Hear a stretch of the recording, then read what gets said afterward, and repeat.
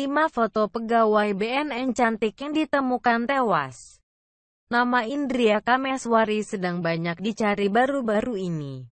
Indria Kameswari merupakan seorang pegawai BNN yang ditemukan tewas di rumah kontrakannya. Indria Kameswari ditemukan tewas di rumah kontrakannya di perumahan River Valley, Cijeruk, Kabupaten Bogor, Jumat, 1 September 2017. Rumah kontrakan itu terletak di perumahan River Valley, RT 01, RW 08, Desa Palasari, Kecamatan Cijeruk, Kabupaten Bogor. Jasad wanita berusia 38 tahun ini pertama kali dilaporkan oleh seorang anak kecil. Indria Kameswari dilaporkan meninggal oleh putrinya sendiri yang berusia 4 tahun. Si anak itu minta tolong ke yang warung Pak Hengki itu, datanglah beliau. Kebetulan beliau kasih tahu juga ke Pak Tri, kan perum lagi sepi karena pada sholat Idul Adha. Kebetulan mereka non-muslim, ujar Maulana, Sabtu, 2 September 2017.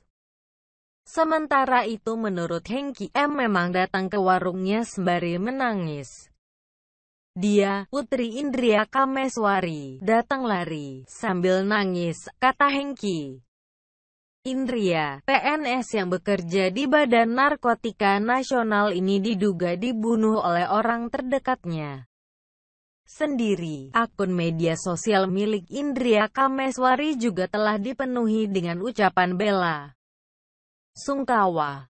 Indria Kameswari merupakan seorang PNS yang bekerja di Lembaga Badan Narkotika Nasional, BNN, Lido, Bogor, Jawa Barat. Korban baru 1 tahun mengontrak di rumah tersebut.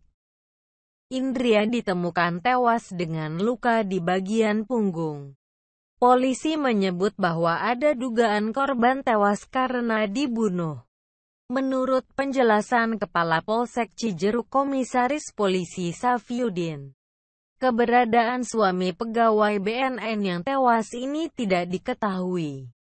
Kami masih cari keberadaan suami korban, sebab menghilang setelah sempat terlibat pertengkaran dengan korban, ujar Safiuddin. Sabtu, 2 September 2017. Dari keterangan anak korban, pertengkaran kedua orang tuanya itu sudah terjadi sejak dini hari.